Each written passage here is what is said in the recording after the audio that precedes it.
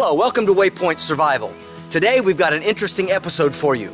We're going to be doing an interview with the Texas Roadrunner. He's a real hobo, he's still on the road, and he's got some great things to share with us, so stay tuned. Well, it's my privilege to be here today with the Texas Roadrunner.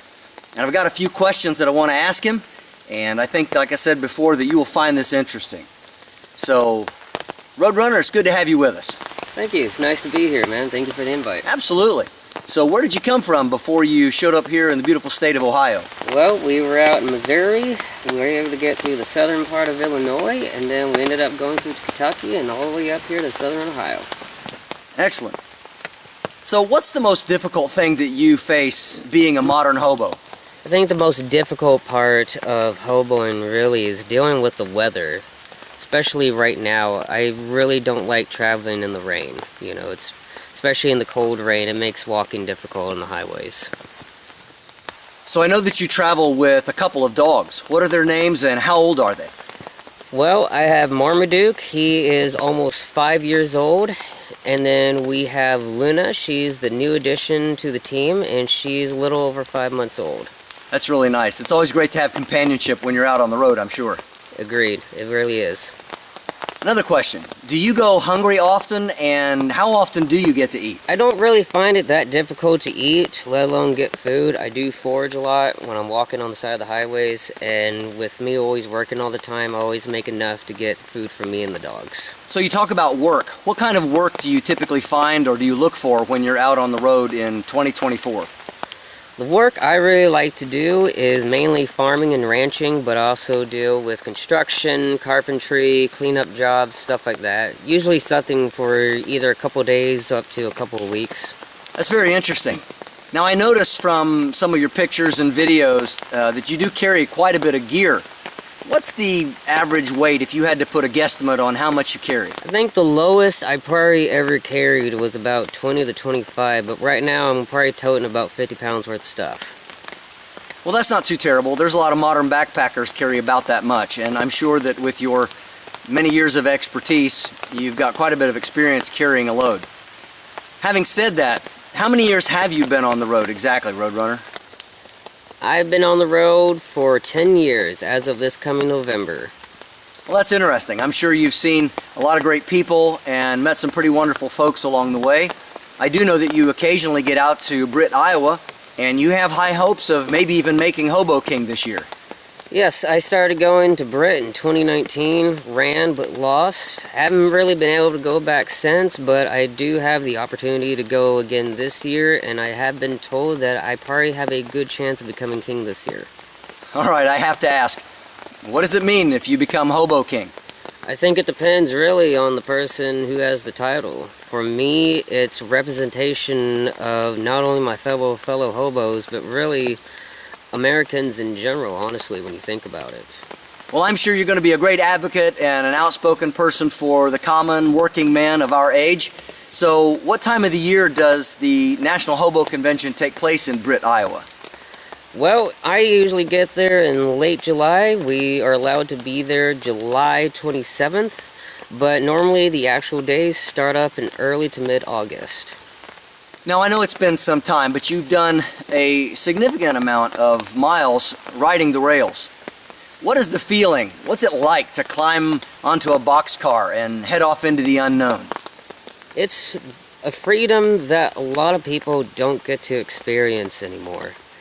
You know, when you get on that train, it feels like probably the best ride in your life. Now, you've said that this is somewhat of a dangerous life, and you wouldn't recommend that any teenager, or really any person, would try to ride the rails in modern times. I don't believe that it's something that everybody should be doing. I haven't done it in 2 years. I prefer sticking to highways now. I do miss it. I do hope that I can at least maybe get back on the rails, but I have had my fair shares of accidents. So I tend to only do it if I'm in a situation now where I can't get out of the town or the city I'm in, and the only other way I can is by catching a train. Now, since you live your life on the road, I know that we've got a lot of backpackers and outdoorsmen of all shapes and kinds, and some outdoors women, of course. What's the one item that you can't do without? One piece of gear that is just so essential that you have to have it all the time with you? Oh, well, that's easy. That would have to be my hunting knife. You know, being able to make shelter, self-defense, being able to get a fire going, my hunting knife can do all of it. Very cool. We were talking earlier off camera and you were telling me that you don't really like big cities. Now, I concur. I grew up in the country and I prefer the woods and the streams and the forests and the valleys and the meadows and all of that to the big city and the concrete jungle, as it were. But you have some of your own reasons, and I know that you can share that with us, so let's hear your reasons right now. The main reasons I actually don't like being in big cities, aside from the ones you just stated, is they're not really hobo friendly. You know, I go out there, there's humbums and tramps and, you know, the drugs and the alcohol, and I tend to try to stay away from it, and it takes me forever to get out of the big cities. I don't like being in the big cities. Plus, when I have my dogs with me and I have to go use the restroom, for example, and I got to go into like a restaurant, I get very scared if I come out and they're not there. I'll be terrified. Now, I understand that you are somewhat of a musician. You used to play in a band, and do you carry any instruments with you, or if you're in the hobo camp, or known as the hobo jungle, what do you like to play? I normally like to play a lot of blues and classic country music. Normally I do carry either a guitar or maybe something related to a drum or a bass, but usually guitars. So you like to play like a 6-string guitar? Is that what you're generally talking about? Yeah, either a 6-string or a 12-string acoustic, something similar to that, you know. All right, here's a big one that I'm sure all of us outdoors people want to hear. How exactly do you do laundry when you're out on the road? Oh, that's a good one. Okay, so a lot of times I'll have a 5-gallon bucket with me. And I'll either go to the store and get the Tide Pods, or if I have a couple extra bars of soap with me, I'll go over and mix it in with the bucket. And basically what I do is, if it has the lid on it, which is very important with this, I'll cut a hole into the lid, take a stick, and then just start washing my clothes with the stick. Try to go over and swerve it, kind of like you're churning butter in a way. You know, and then I just do it for about half an hour to 45 minutes, and then I go over and take it out, wrench it out, get the water off of it, and then I go over and hang it up over in the trees to let it dry. That's pretty cool. Thanks so much. I've been wondering that myself. And of course, I'm sure there's times when you use you know, creeks and streams and places like that. If nothing else, even if you don't have any soap, you at least try to rinse off and wring the clothes out, let them dry out in the sun perhaps, and that can get them clean too. Pretty much, yeah. I find it to be the easiest and the cheapest way, especially now with how inflation is and the fact that just using a simple washer alone, especially in small towns, is like almost $5 per load. It's not even worth it. So here's a question that I get often on my YouTube channel. They say, do hobos really have phones? And I think they're thinking of like the classic days when you had maybe a phone out on a street corner and you know, like Superman would fly into there and change clothes real quick and zoom off. But these days are quite different. People actually do have cell phones. Hobos, they are not people that don't have access to Wi-Fi and things like that. So explain a little bit about how that works on the road. I mean, I think just about everybody has a cell phone these days. Even my nephew, when he was 2 years old, had a cell phone. So, you know, the notation that us bows don't have a phone is actually kind of weird to think about. You know, especially since there's a quarter of us, like myself, who's obviously on YouTube. Then you had Stove and Shoestring and Mud and the rest of them. They all have, obviously they have phones. So the fact that they say that we don't have cell phones, or that they're surprised we have cell phones, is kind of weird to me. But yeah, I have cell phones. Isn't it also true that there is an app that you can get that shows all the train schedules? Actually, that is not true. The only apps you can find on your phone, if you needed it, is some rail maps that will show you who owns the line and what direction they go in. But as for train schedules, I think the only ones that they have is the one for Amtrak, and that's actually a live app that shows you where Amtrak is at the time that you're looking. Okay, so I think a lot of us were curious about that. But again, you do have access to Wi-Fi. And McDonald's, for a cup of coffee, you can sit there for a couple hours, however long you want, and use their Wi-Fi, enjoy the heat of the restaurant, or if it's cold outside. So there's a lot of options that you have. Libraries, that's another one that has free internet access. And so you can do your research and upload your YouTube videos if you don't have any other signal around. And that's actually a relatively cheap way to do it too, because you don't actually have to have a cell phone plan. You just have to have access to Wi-Fi. Is that correct? Yeah, basically, my favorite places, believe it or not, is actually going to Starbucks. Starbucks is literally the only coffee company, except for the one in Pittsburgh, Kansas, that has always treated us nicely. I could literally sit there all day and basically use their Wi-Fi, and all I ever get really is a tall hot chocolate and a brownie warmed up, and they'll let me sit there for the whole day, and to me that's amazing. Now I understand that you still have some family around down in Texas, and how often do you call home or text home, talk to your folks, siblings, something like that? I try to get a hold of people all the time if I can. I spoke to my mother the other day on the phone. My folks are busy. They own a couple of businesses out there. I'm not going to say which ones. But my brother is in the Marines, so I can't really talk to him. And then I'm not really into contact with anybody else that, you know, sibling-wise. You know, other than that, the only ones I keep up with is my niece and nephew. That's it. Well, that's a really proud thing that your brother is in the Marine Corps. We thank him for his service. Now, being out on the road all the time and not having a place that you call your own all the time, how do you handle cold weather? How do you handle wet weather? What's your go-to? I mean, do you carry gear for that? And what does that look like? So, believe it or not, I actually prefer to be out in snowy, cold weather. I really do not like the heat. To combat that, though, I do have a good one-person tent that me and the dogs sleep out of. I also have, thanks to you, a wool blanket. I have my 2 Woolby military blankets, and then I also have 2 tarps, a East German strict tarn tarp that is canvas I've been using for 6 years, and then just another regular old brown blue tarp that I use as a ground tarp. And I basically got it down to the point where if we have the tent up and it's snowing, I will look outside to go use the restroom, and it's literally so hot in our tent that it melts the snow around the tent. I've literally have tried this. So I don't know the answer to this, but when we were going over the questions that I was going to ask you and trying to come up with what would be interesting to our viewers, I'm supposed to ask, why don't you like driving and flying? Okay, excuse me. The reason I don't like flying is because I've always thought of planes, especially jet passenger planes, as death tubes. And every time I hear of a accident in the air, it's usually not good, just to put it simple. The reason I don't like driving, though, is because of the fact that I've always felt that, I mean, I have 2 good legs. I can walk everywhere.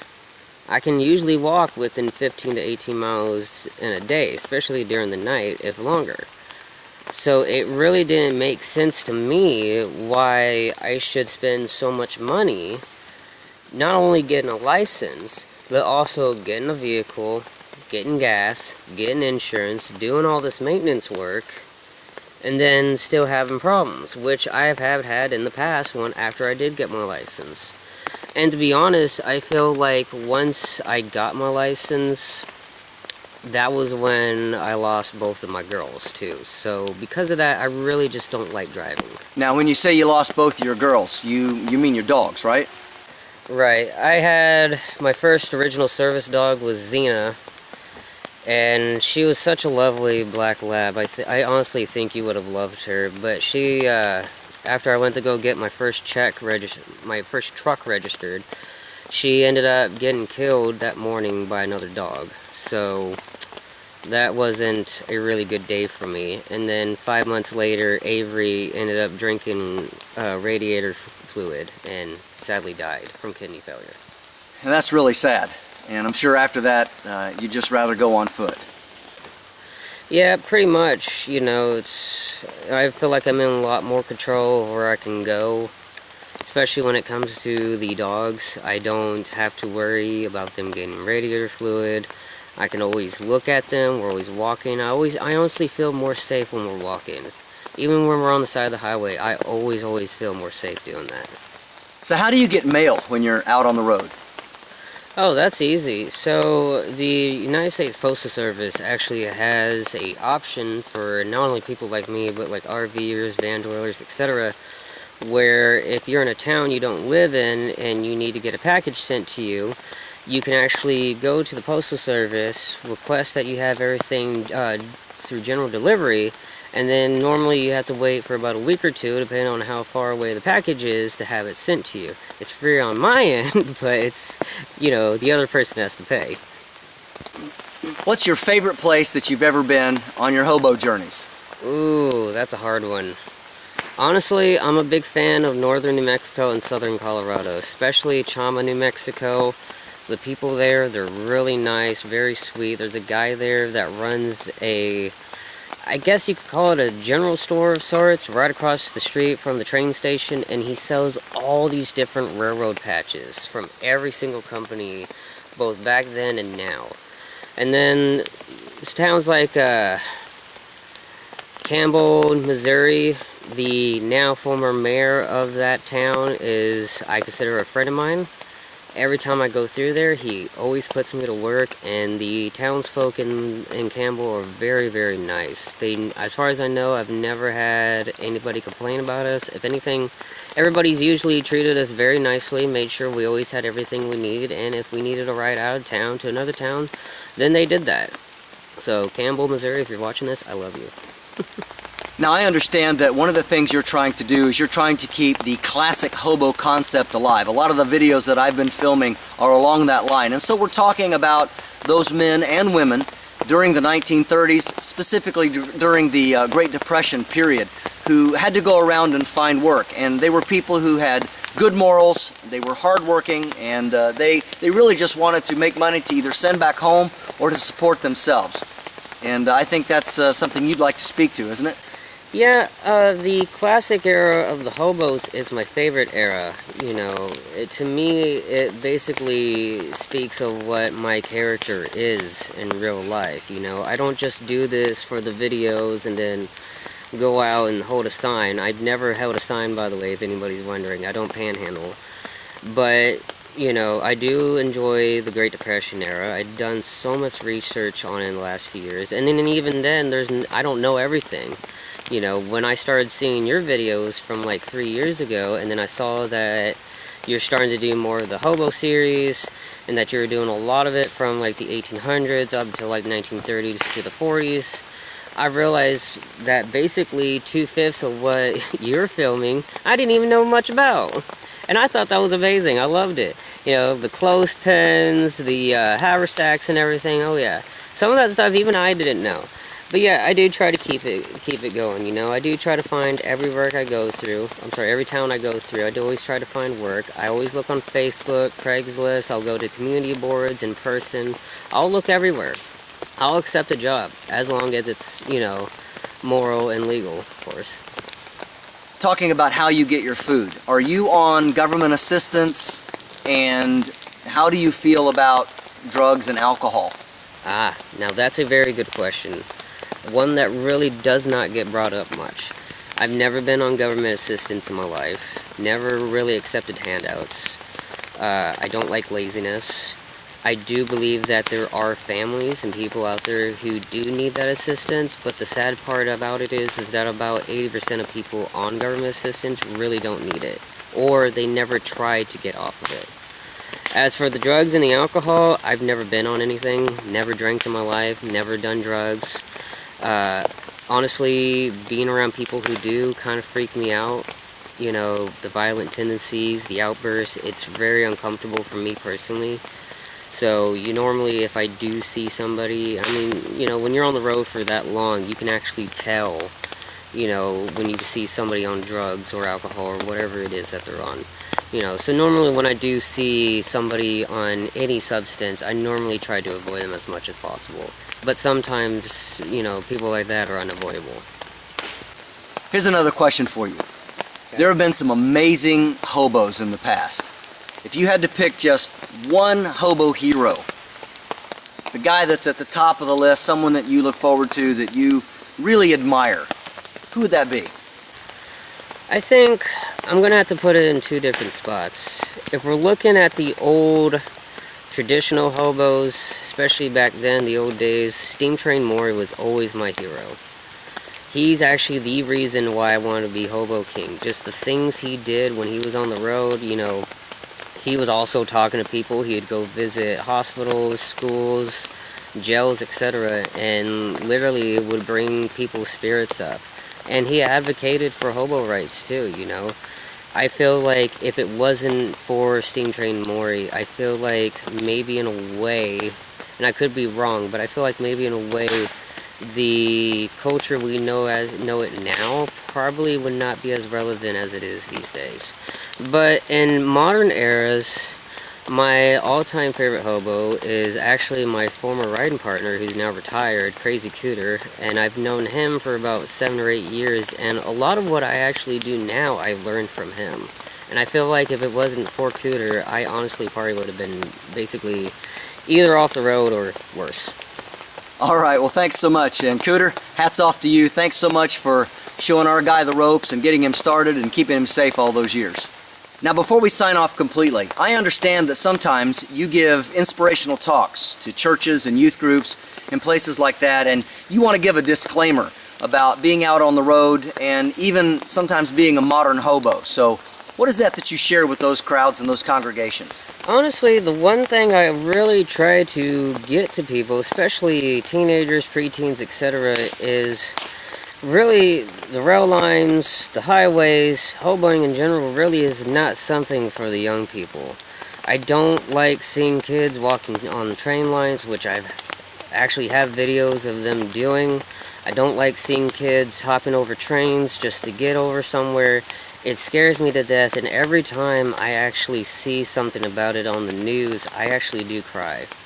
You know, I feel like these kids, especially the ones that either have been injured or sadly do die, have basically thrown their life away because a lot of times they don't understand rail safety. And even when you do go out and talk to these kids, whether in person or if you comment on a video, it seems like nobody really heeds the warnings, especially from someone like myself or Crazy Cooter or anybody else. You know, we do try to make sure kids don't go on trains, but again, it just seems like nobody listens.